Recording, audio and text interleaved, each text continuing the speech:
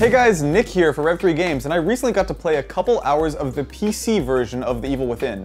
If you haven't heard of The Evil Within, it's the debut game from Shinji Mikami's new studio, Tango Gameworks. If you're not familiar with Mikami, he's the guy who's best known as the creator of the Resident Evil series and kind of survival horror in general. And this game is kind of being heralded as maybe his return to his survival horror roots. Shockingly, I think it actually might make good on that promise based on my limited time with it. So right off the bat, there's one thing I definitely need to mention, which is that The Evil Within is really, really pretty. I mean, it's disgusting and gross, obviously. Like, there's a part where I saw a man rip his own scalp off, I had to cut open a guy's chest, I stabbed some needles into some brains, but it's also gross in the right ways. One cool detail that I picked up on was if you shoot an enemy and they're standing next to each other, the blood will splatter off one onto the other, which is a kind of crazy thing to fixate on, but kind of helped make them not just feel like character models coming at you, if that makes sense.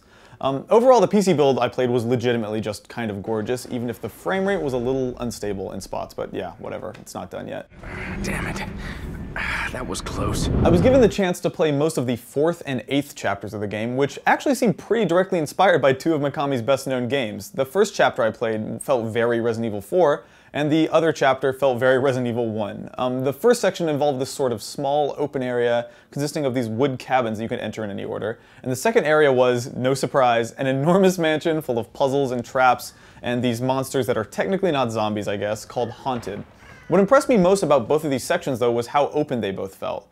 I actually replayed the chapter with all the houses a couple times, and you're 100% free to just explore the area in whatever order you want. Same with the mansion too, actually. From the moment you walk in the door of the mansion, you're free to pretty much go anywhere and clear out the rooms and the puzzles in those rooms in whatever order you want. Don't get me wrong, it's still very much like the rest of these games in that it's locked into a rigid chapter-based structure, but it's nice to see exploration encouraged and rewarded within these chapters, especially in a game where your supplies are as limited as they are in this one. Somewhat unsurprisingly, the game controls a lot like Resident Evil 4, but with a few new combat mechanics thrown in. You've got your standard range of video game guns like pistols, shotguns, etc., but you've also got a special crossbow that the developers kept referring to as a trap gun. Essentially how it works is you can craft these unique bolts for it or find them in the environment. There's explosive bolts, freeze bolts, electric ones, whatever. That mechanic is pretty interesting by itself, but really it's not the moment-to-moment combat of The Evil Within that's what's interesting about it. One important way The Evil Within differentiates itself from recent Resident Evil games is that there's a lot more traditional survival horror stuff in there. The limited ammo that you have in this game isn't actually the only classic survival horror aspect of it. You'll also frequently find yourself hiding from enemies under tables and in closets, solving these very Resident Evil feeling puzzles, and playing through entire sequences where running from the enemies is your only option. There are even save rooms, which the developers wouldn't actually talk to me about quite yet, other than to acknowledge their existence. But basically, yeah, this is not just a third-person shooter that's dressed up as a survival horror game. This feels, to me at least, like the real deal, for better or for worse. So one of my favorite components of The Evil Within, from what I saw, is Rubik, who I think is the main antagonist. He's this character who looks sort of like a mix of the Raincoat Killer from Deadly Premonition and Jamie Foxx's Electro in that new Spider-Man movie, but basically, he's an enemy who is completely invincible and also shows up at completely random times, leaving you with no choice but to run and hide.